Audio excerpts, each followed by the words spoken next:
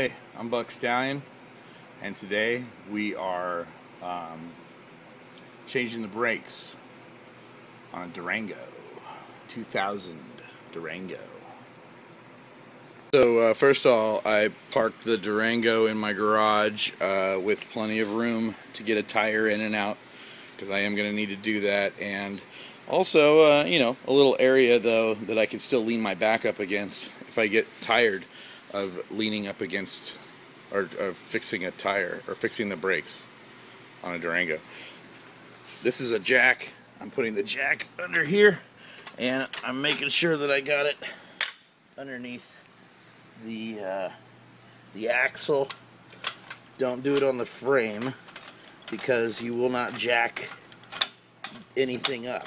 You'll jack up the body, but you won't jack up the actual vehicle. So now I'm getting the tire up just a little bit, but I'm going to leave pressure on the tire while I loosen the lugs.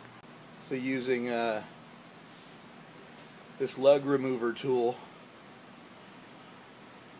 I'm loosening all the lugs, and then I'm going to take the pressure off the axle now that all these are loose.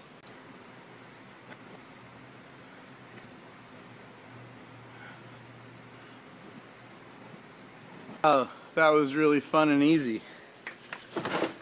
So what we had to do is we had to take off with a 7mm. This is what a 7mm looks like. We had to take off, just undo these back two bolts that are in the back of the caliper. Now the caliper is just laying here. And what I'm going to have to do is take a C-clamp and squish this down so that I can put the new pads in. This is what the pads look like. This is not what they should look like. Basically, as soon as they start squeaking, you should replace them. This is going to cost this person a rotor eventually, but we're not going to do the rotor today. So now it's totally depressed, and what I did is I took my time to do it so that you could allow for the fluids to go throughout the rest of the brakes, because you're fighting brake pressure when you do it. You get these little packets of grease, and you put, what I do is I put the brakes on first.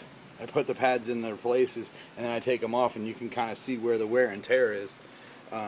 So I put the grease in that area, and all it does is it stops the vibration and the squeaking noises. We think it's a squeak, but it's not. It's a vibration. Science. Pressed it right, then then it should slip right on. The caliper should go right back on. I'm going to use my 7mm again, tighten this back up, and then I'm going to put the lug nuts back on, and guess what? I fixed the brakes. Almost forgot. There's this little bracket that this bracket, it goes right here, and it's like a tensioner. It's really easy to pop back in, usually, but the thing is whenever you're going to take this off, you're going to loosen up these two 7mm. There's one here and there's one here, and then it's not going to come off, and it's going to be this fucking thing. So all you got to do is get this here and this under here, and don't pinch your fingers like I'm about to. Well, that was a lot of fun and really easy. So now I just got the lug nuts lined up. I'm just gonna put the lug nuts back on, and then you have tires. I mean brakes.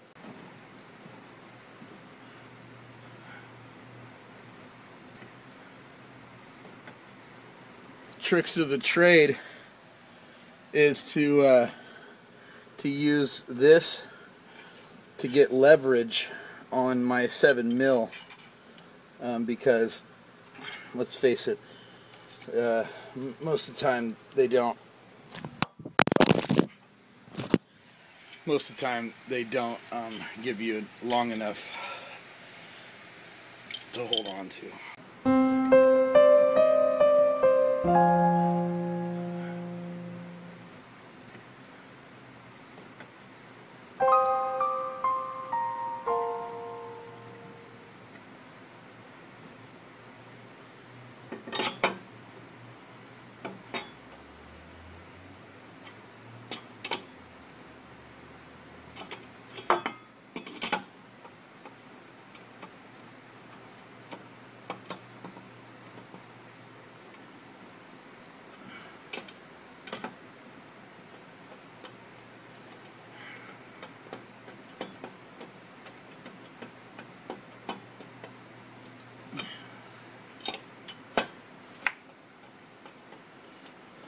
The potato flew around my room.